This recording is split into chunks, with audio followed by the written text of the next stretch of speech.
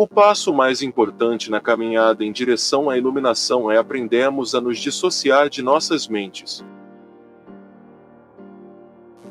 Nossa mente é um instrumento, uma ferramenta.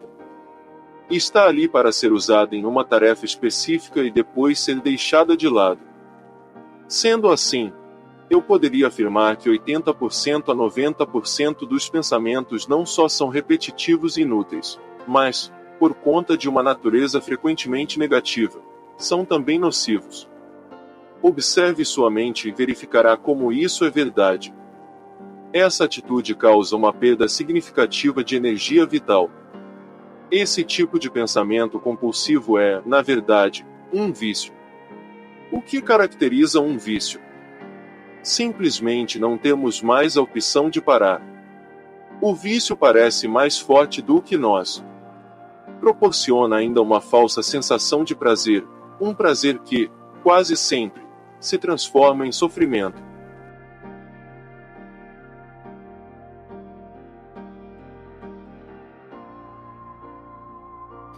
Mas por que temos de ser viciados em pensar?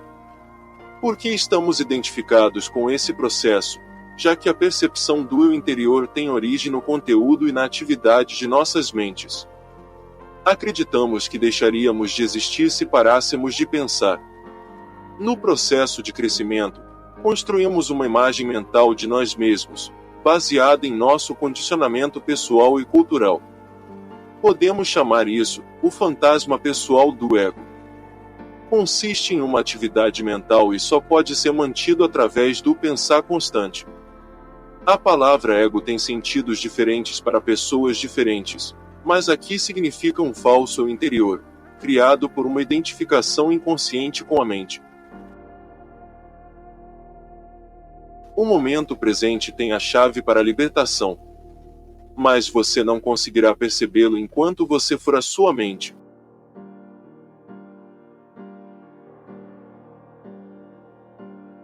O predomínio da mente é apenas um estágio na evolução da consciência.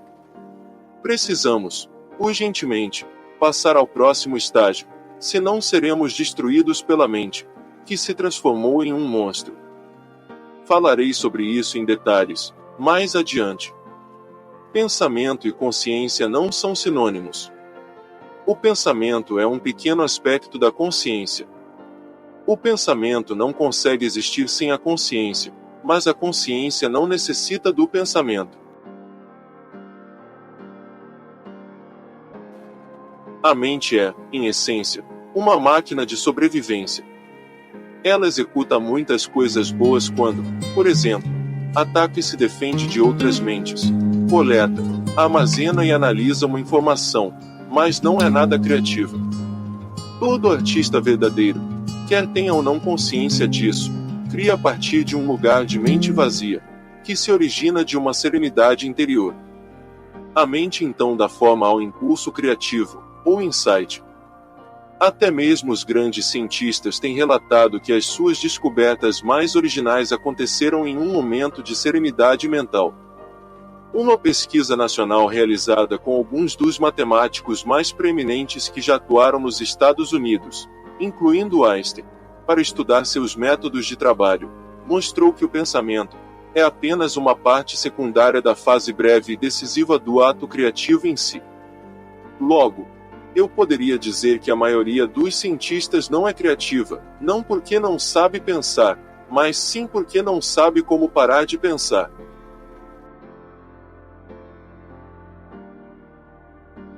Quanto mais identificados estivermos com nosso pensamento, com as coisas que nos agradam ou não, com nossos julgamentos e interpretações, ou seja, quanto menos presentes estivermos como consciência observadora, mais forte será a carga de energia emocional, tenhamos ou não consciência disso. Se você não consegue sentir as suas emoções, se as mantém à distância, terminará por senti-as em um nível puramente físico, como um sintoma ou um problema físico.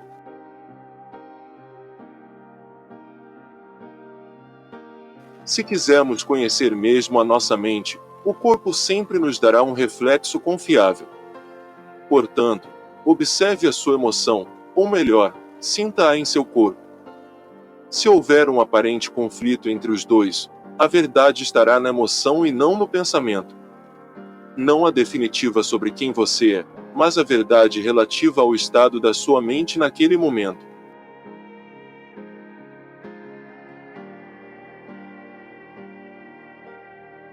É bastante comum ocorrerem conflitos entre os pensamentos superficiais e os processos mentais inconscientes.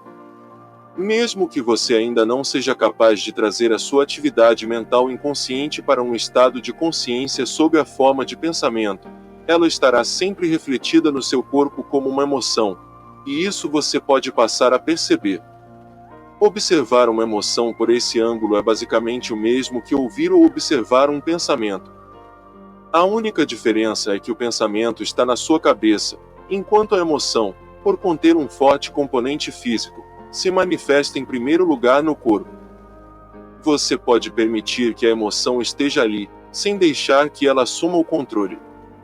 Você não é mais a emoção.